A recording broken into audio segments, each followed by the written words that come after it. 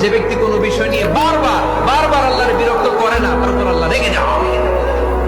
আর বারবার চাইতে চাইতে চাইতে চাইতে চাইতে চাইতে যে লোকটা আল্লাহর বিরক্ত করতে চায় তার উপর আল্লাহ খুশি হয়ে যায়। আর মনে রাখতে হবে, the grief isn't permanent, the struggle isn't permanent. এই পৃথিবীর কোনো দুঃখ কষ্ট আর সমস্যা এটা পার্মানেন্ট নয়। সমস্যার পরে সমাধান আছে, দুঃখের পরে আনন্দ আছে। মাঝে মাঝে আল্লাহ আমাদেরকে দুঃখ কষ্ট দিয়ে পরীক্ষা করতে চান, এগুলো আমাদের জন্য খারাপ নয়।